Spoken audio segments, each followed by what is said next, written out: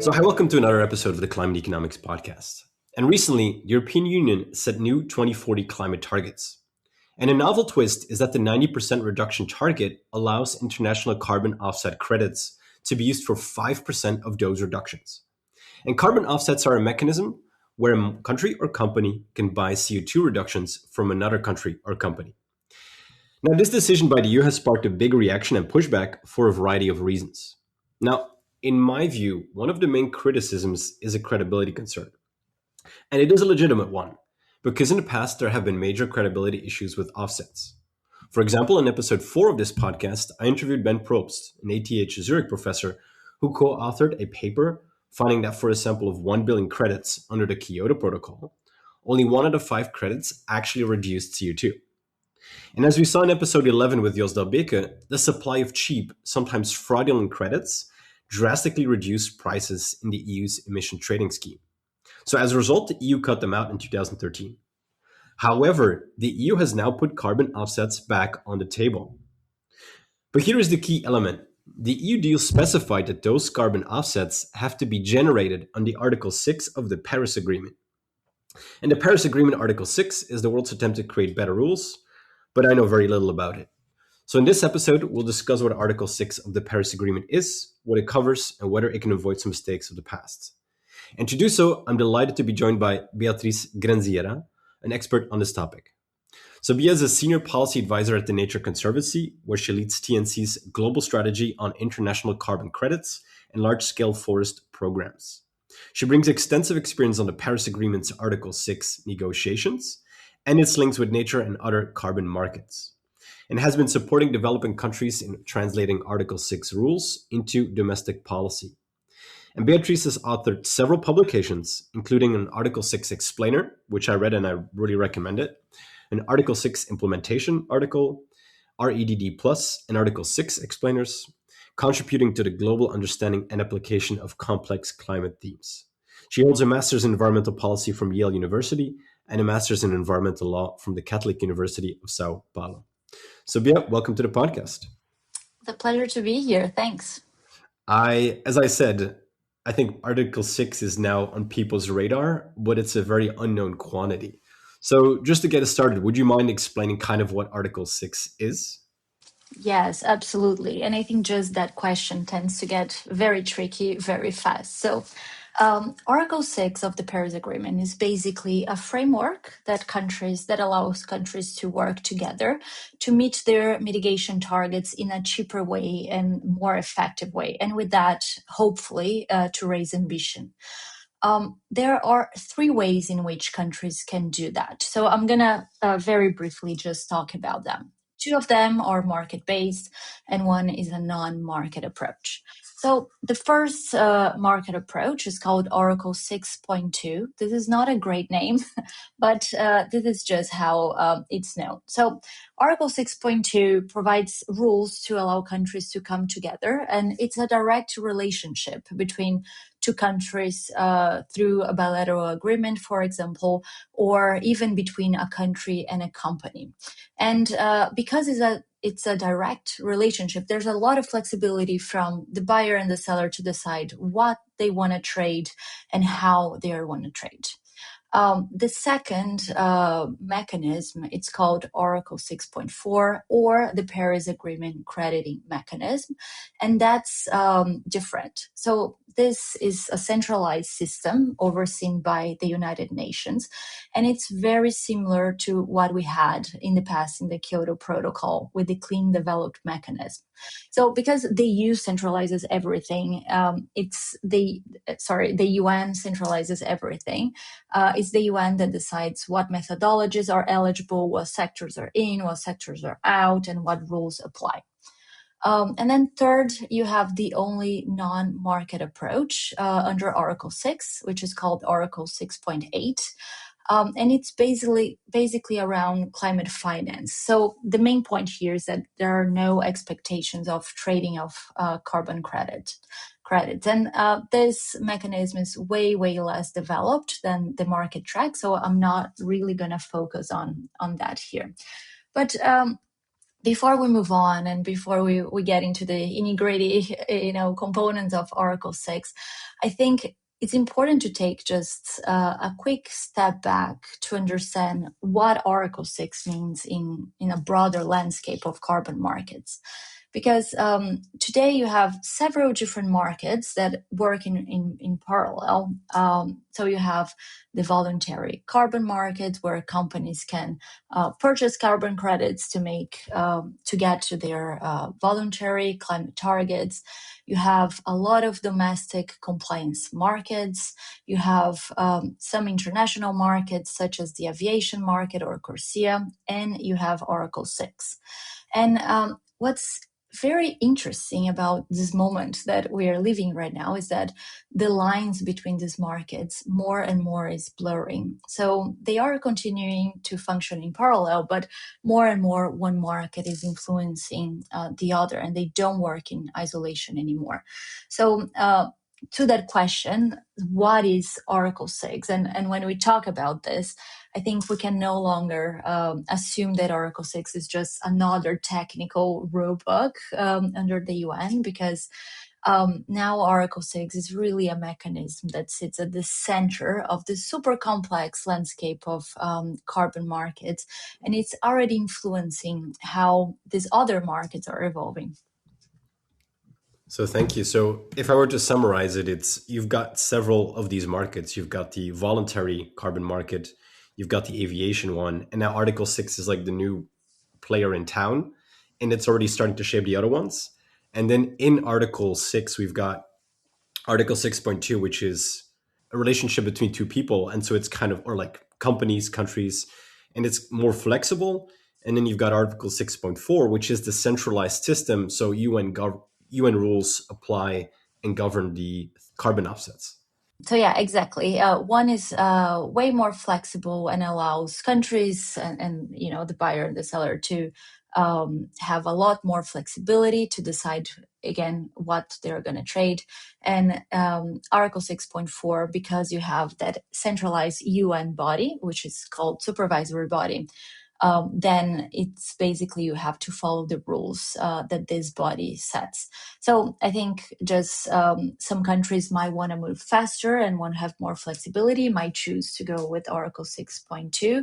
Other countries want that standardized, credit with a UN stamp that hopefully guarantees quality. So they might go with Article 6.4. Yeah. And that leads me to the next question is that I think the prior interview with Ben Probst, he was looking at carbon offsets under the Kyoto Protocol. Now we've got the Paris Agreement. What has changed in this Paris Agreement versus the Kyoto Protocol with the clean development mechanism? Yeah, there are a few very big shifts there since Kyoto. So first, right, Kyoto was just one centralized system, the clean developed mechanism, very similar to what I just mentioned around Article 6.4. At the time, you also had this centralized UN body controlling everything related to the operationalization of the clean developed mechanism. But under the Paris Agreement, as I mentioned, countries have a lot more flexibility to decide how to engage in markets. For example, through just signing a bilateral deal under Article 6.2. Second, and I think this is a really key difference here, under the Kyoto Protocol, only developed countries had binding targets for climate. That means that developing countries could then sell carbon credits without that really affecting their national accounting. So as a result, double counting was not really a concern back then. But this is different now under the Paris Agreement, because every country has a mitigation target or an NDC, and that basically changes everything. So if a country sells a carbon credit today, it has to adjust its own emission balance to make sure that the same emission reduction is not counted in another country at the same time. Because if you're counting one emission reduction twice, that won't help us meet the goals of the Paris Agreement. And then that has some major implications that we can get more into later, but Now developing countries have to really think what kind of credits they are selling and what quantities and at what price. And just I would say that the third big difference here, a little bit related to what I've already mentioned, is that the landscape of carbon markets today is way more complex than what we had under Kyoto, right? Now you have more than a decade of experience with voluntary carbon markets and a lot of lessons learned from what worked and what really did not work. You have large scale forest programs generating credits for the first time. And on top of that, there are today over 70 regulated carbon pricing systems around the world, including carbon taxes and emission trading systems. So, with countries, for example, like Brazil now entering the space. So, Article 6 is both shaped and is shaping all of these markets as well. And the rules are also hopefully learning from all this experience that happened in the past couple of decades. Thank you. And I think it's also worthwhile pointing out that this is something I learned that I wasn't aware of, is that exactly under the Kyoto Protocol, there were no targets for some of these countries, so they could sell credits without it impacting their goals. But now that has changed with the Paris Agreement. So the double counting topic is that you can only use it once becomes really important. And then this double counting is, as I understand it, addressed in Article 6.4, which is kind of the centralized system, if I can call it that. Is that also there in Article 6.2? Yes, it is. So Article 6.4 and Article 6.2, they both need to have tools in place to avoid double counting, right? So, and this is seems a very simple and obvious thing that we don't want the same emission reductions counted twice, but this was one of the main sticking points of the negotiations for years. Just to give you a little bit of context, Article 6 is one of the articles of the Paris Agreement, but it took countries almost a decade to really finalize the rules. Almost all other articles were regulated in 2018 at COP24, but Article 6 is really complex. And that issue around how you really address double counting was at the core of very heated debates throughout all these years. So Why was it so heated? I think one of the main reasons that was sticking point is that we were coming from a Kyoto universe where a lot of developing countries still had the expectations of being able to trade carbon credits without that affecting their own climate commitments under the Paris Agreement. So, and I think there is, Kyoto was divided between developing countries and developed countries. So it took a lot of time for countries to transition to this new Paris universe. And I think addressing double counting for all countries is a key point of Article 6 and really at the core of why the system can work. Because unless you have, all countries moving towards reducing emissions, the system it doesn't make sense in this new reality that we have right now. Exactly. So, and I can also, imagining that the EU exactly has this as a big condition that you want to have this double counting, or otherwise it won't reduce global emissions. So, just to get like a sense of what the market is, before we dive into the further technicalities, could you just give us an idea of the size of these carbon offsets, like how many have been generated over the past 5 years? And I know it might get complicated with like those issued under Kyoto and now, but just kind of getting a sense of the landscape. Now, I think that's actually a really important question because there's a lot of buzz around Oracle 6 right now. But when you look at the actual market and what's happening, you realize very fast that we're just at the very, very beginning. So, just to break it down, you have around Oracle 6.2, so the bilateral agreements, you actually have a lot of momentum. There are over 80 bilateral agreements that have been signed between countries up to date. But then when you look at the actual trades between countries, the number falls to two. So only two trades happened so far. One was between Switzerland and Thailand back in 2024, and the second one happened a few months ago between Switzerland and Ghana. So this is a market that hasn't really even started yet.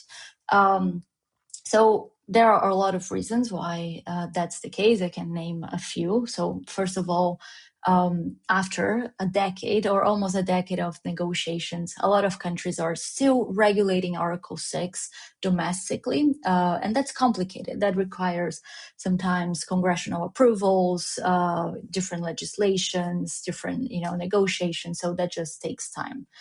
The second is that there's a lot of uncertainty now about how countries will get to their climate targets. So just to explain, climate targets under Paris Agreement, they are set every every 5 years.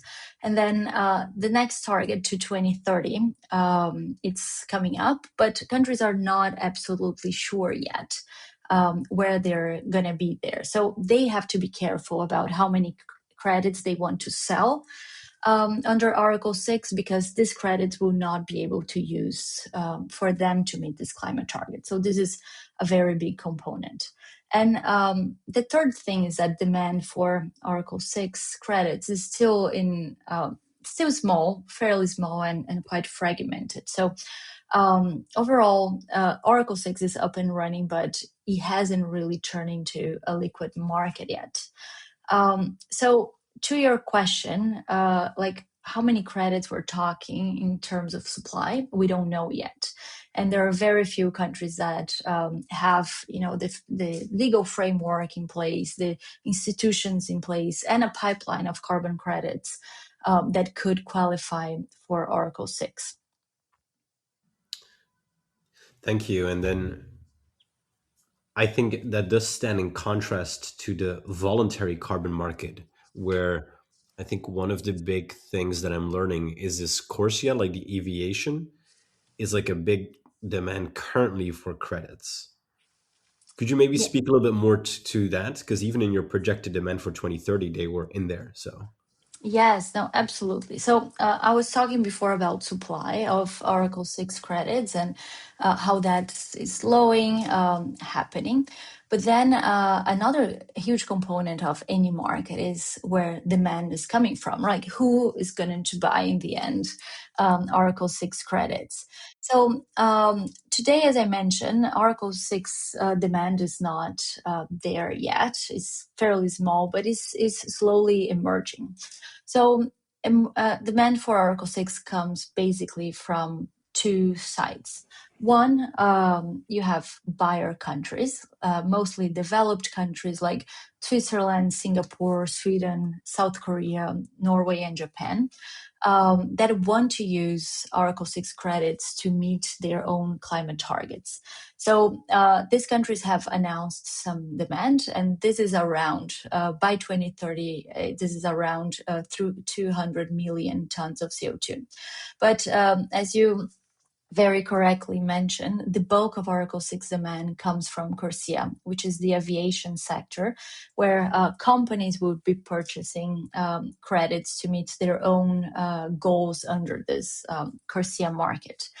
But I think there's one thing that is important to mention here, that this is just, the numbers that I mentioned are just a photography of what we have today, and they will for sure change in the future. So as we get closer to 2030 and also closer to 2040, more and more countries might rely on Article 6 to meet their own climate targets. And I think one of the biggest examples that we have is the European Union, that announced just in December of last year a 2040 target, which allows 5% of Article 6 credits. So that 5% might not sound, a big number, but it's actually a huge game changer for Oracle 6 demand. And just the EU alone could double all the current Oracle 6 demand that we have today to 2030. So that's definitely going to be a big deal in how the market progresses. Just could we talk about the EU demand just for a second? Because one of the things I was surprised by when I read your article is the timeline of the EU demand. I feel like they set it up quite rigorously with like a pilot phase. So could you maybe talk about how they're thinking of implementing this? Yes, absolutely. So, as I mentioned just last month, the EU finally agreed on their 2040 targets, and that's a 90% reduction of emissions compared to 90 levels. The big novelty here, as you mentioned in your introduction, is that for the first time in many years, the EU will allow 5% of this target to come from the use of international credits, and that's basically Oracle 6 credits. Article 6.4, right? Or Oracle 6 in yeah, yeah. general. Okay.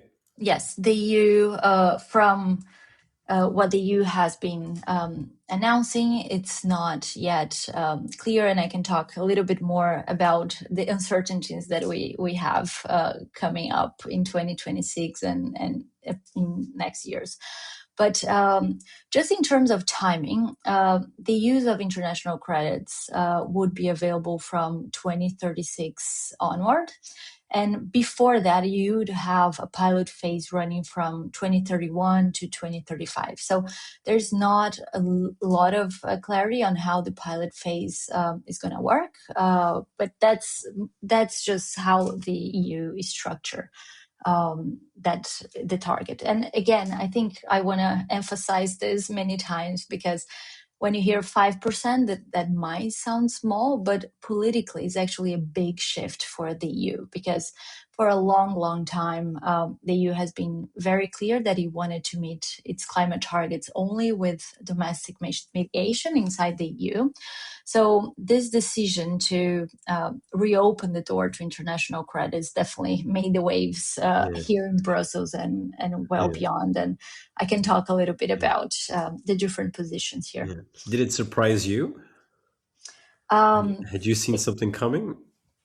Actually, it did surprise me when it first came. So these discussions, the first announcement came in July of this year, and we are used to see the EU in the Article 6 negotiating rooms very clear that they won't use these credits for, a decade of negotiation. So that was actually a surprise. But at the same time, the EU has been one of the main negotiators and decision makers in this process. The EU has been around the negotiations since the Kyoto Protocol. So, on the other side, it makes sense that the EU might want to use that as one of the flexibility mechanisms. Okay, thank you. Then maybe we then, because they announced it, some people were surprised and some people were against the use, saying, "Oh, we should keep all reductions domestic." I think there's a case to be made to use credits from just a theoretical point. If you want, can reduce them somewhere cheaper. But there are then, of course, some worries. And I think one of the worries we talked about with Ben in his episode is what I would call flooding of past low quality credits. Because under the Kyoto Protocol, you had these credits that sometimes were of lower quality or sometimes might have not mitigated CO2 or might have not reduced CO2. And now there's also been this whole discussion, as I get it, about how do we transition those prior credits, if at all. So maybe could you talk about what the transition mechanism is? Because I imagine those are also intense discussions. Yes, absolutely. And you're right. That has also been another important sticking point. So I think your question has 2 points there. One, the criticism about the EU being open to the use of Oracle 6 credits in general. And the other thing, how this old Kyoto Protocol credits, and a lot of them, don't have the same quality standards, would get into this mechanism. So I'll just break it down and start talking about the criticism that we have been hearing here in Brussels. So I think one of the major concerns is whether relying on international credits would weaken climate ambition inside the EU or even risk increasing emissions domestically, right? And I think that's a very valid concern and definitely deserves serious attention. But I think this is only part of the picture, because using Article 6 isn't automatically good or bad, and it doesn't decrease or increase ambition. What it really matters, it's like are the details, right? And many of these details haven't been decided yet, and this is what the Commission is going to start doing this year now. So big questions there are still unanswered are which sectors are going to be allowed, which methodologies. Is the EU going to use Article 6.2 or Article 6.4 only? What safeguards will be in place? How will member states participate in the decision of how to purchase these credits? And, I think very importantly, what kind of buffers and quality controls will ensure that the credits coming in the EU are actually high quality and real and additional and verified. And I think there is also another point that I feel that is often overlooked in this discussion as well. By entering this market, the EU is not only benefiting from the credits, but because the EU represents such a huge demand, it will also shape how the supply of credits will develop, right? And right now, I mentioned before, we're just at the beginning of the market, so supply has not yet been locked in. So the fact that EU is entering the market represents a big opportunity for Europe to shape how developing countries are developing the credits, at what quality criteria, with what ambition.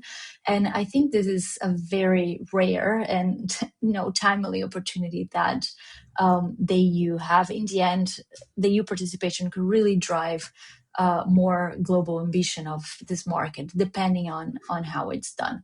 Yeah, and So in some senses, because they then represent such big potential demand, they can also have potentially more influence on the rules that go into it.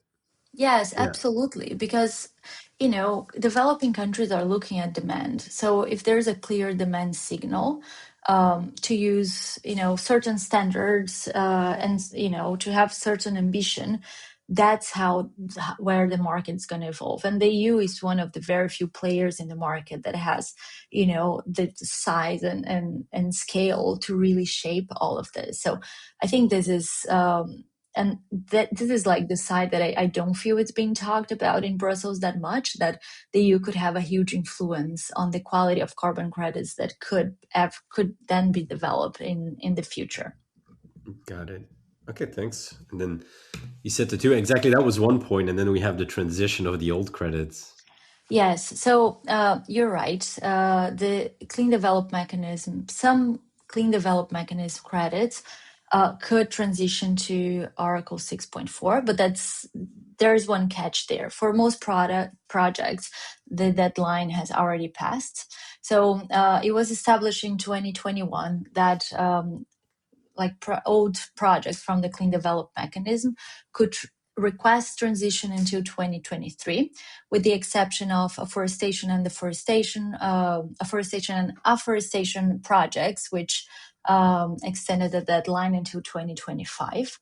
But then even when the project developer requests the transition, it's up to the host country to decide if they will allow the transition. So this is a very important point. And this is one thing that was very discussed at COP30 in Belém just a few months ago or a couple months ago. That deadline for countries to approve that transition was extended by 6 months until June of 2026. Without that approval, the transition won't happen. So if you look just in terms of how many projects requested transition, you have around 1,400 projects that could lead to, in the higher end, maybe 1 billion credits entering maybe flooding the Article 6 market. But in reality, the number of projects and credits that will transition will be much lower because you require that host country approval. I think I read somewhere it's like of the billion, around 300 million would be allowed to enter. Or do I get?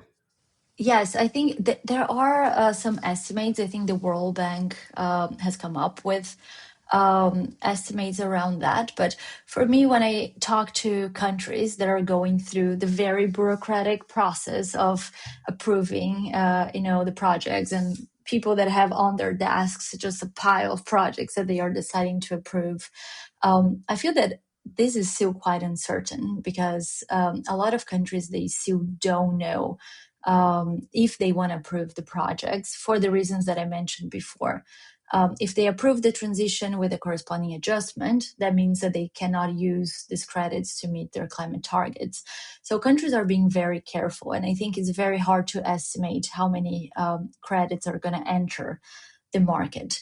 The other important issue here is that it's a market, right? So even if some credits from the CDM are allowed to transition, it's up to the buyers to decide to buy them. So if the EU, as you mentioned, like that concern that the EU would then be, buying CDM credits, that's up to the EU. The EU can decide what kind of credits they will buy.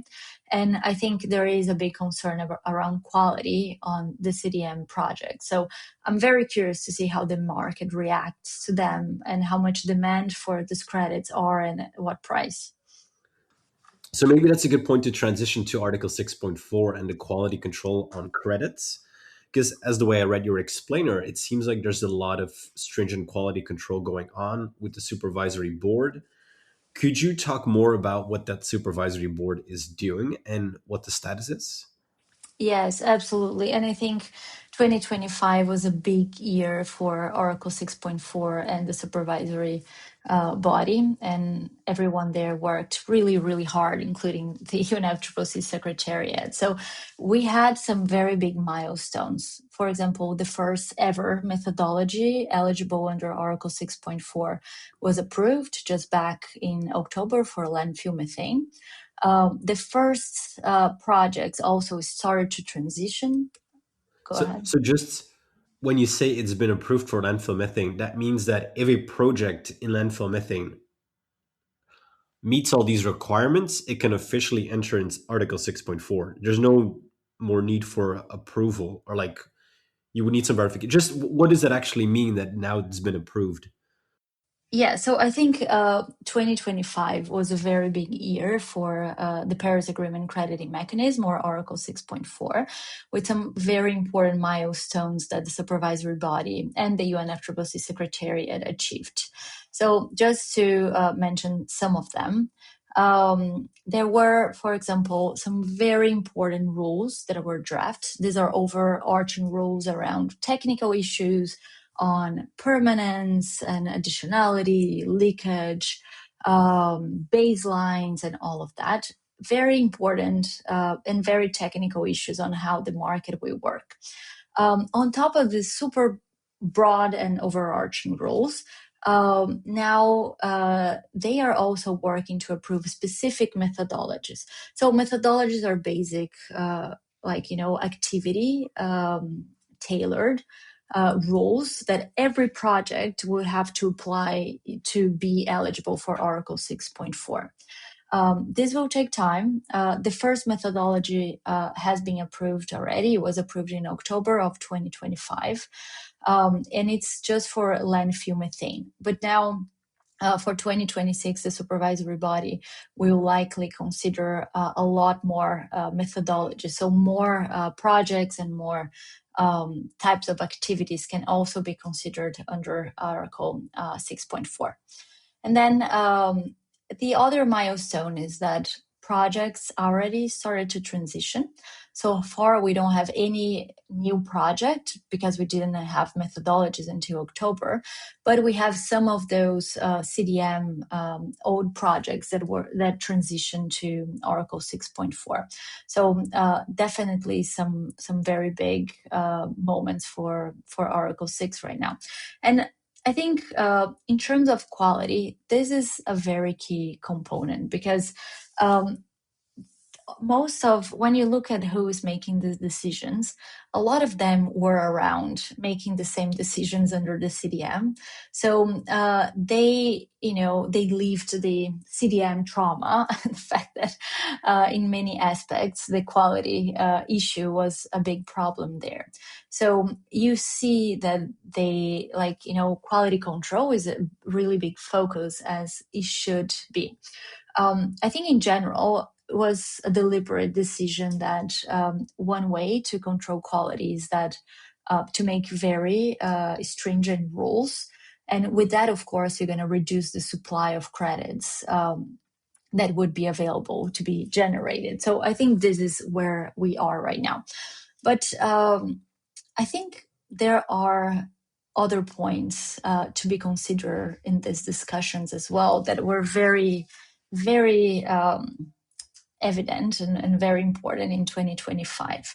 Because what you're actually developing is a market, right? And a market needs to be feasible and needs to work if you want to deliver the goals of the Paris Agreement. So if you implement rules that are really good on paper, but just they don't work in practice, the system just won't deliver mitigation at scale to meet the goals of the Paris Agreement. So I feel that right now you have this tension between two sides. One side pushing to make rules very, very stringent, and as they should be, but also some questions around to what point you pushed too much in a sense that you actually don't deliver any of the goals that you are intended to deliver within a carbon market mechanism. So yeah, it's like the balance between too stringent, it won't generate any credits, and then too loose, you get a big concern about the quality. But right now, it sounds like if the rules get too stringent, there might not be any credits.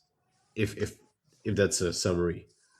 Yes, exactly. And I think just to give you an example, I think one of the biggest discussions of last year was around the role of nature-based credits within this market and how that would work. So I think starting in the summer until the very end of last year, that was one of the biggest and most heated topics that I think it really went from, the super technical, like policy nerd discussion to become a very big political issue. We had, Forbes, Reuters covered this issue. So it really Okay. became important. But basically, the supervisory body was drafting rules around permanence and the risk of reversals. And hundreds and hundreds of stakeholders and many countries raised concerns that these rules were so stringent that they would basically exclude nature from Oracle 6.4 altogether. And as I was mentioning, this is not only about Oracle 6.4 because now all these markets are interconnected. So this would really mean that nature would be affected in other markets as well, such as the voluntary carbon markets and other compliance markets. So I think this is an example of how rules that might sound good on paper in the end could exclude one of the most important sources of supply and nature is not only about reducing emissions. You have very important co-benefits for communities, for water, for so many other things. So again, I think there are concerns around quality are important and they needed to be addressed, but I think risks should be addressed with risk management mechanisms, not only simply excluding full sectors from the market. how do you then view the work currently? I don't know if this is something I can ask you, whether you feel like the rules are getting too stringent. So feel free to pass on this question. It almost sounds like the rules might become too stringent at this point. What I think is that the supervisory body developed some very important rules that are looking at quality and quality controls. And as I mentioned many times, you cannot have a market if you don't have very stringent quality control. So this is for sure important, and this is what is wanted. But to your question on whether the supervisory body went too far, I think we don't know yet, because there's still a lot of rules that are going to be discussed in 2026, some very important components as well. And I think to answer your question, we're really going to have to wait until the methodologies are approved. So, right now, as I mentioned, you have overarching rules, but like these discussions will come back over and over again when you approve methodologies. All methodologies need to be approved by the supervisory body, and all projects also need to be approved by the supervisory body. So these discussions will come back over and over again, and I think only then we will have a real sense of how the market's going to work. It sounds like the Article 6 is really like taking off. Like 6.4, the landfill methane was approved. Next year, going to look at other projects. I think that's my sense and takeaway is that this is all happening right now. Like it took a long time until like almost like COP29 to kind of agree on the things. And now it's like starting to kick off for Article 6.4. Yes, exactly. For Oracle 6.4, it has been a very slow development. So Oracle 6.4 is just now becoming operational for the first time. So, you haven't had any trades yet. And this is, I think we only see how the market evolves when you actually have the trades. We will only see how stringent or how feasible the market is when you actually start to have Yeah, trade. So I think I agree with you. This is a very exciting time to yeah, see how things evolve yeah, again, for a market that has the potential to be, a very big deal yeah. within the landscape of carbon markets, and that is already influencing, how other markets consider high quality. Perfect. Thank you for coming on. I think this is going to really help people get a sense of Article 6 instead of the abstract to actually get to know it. So thank you so much. Great. Thanks, Arvid. It was really a pleasure to, meet you. And thanks so much for the invitation. It was great to participate here.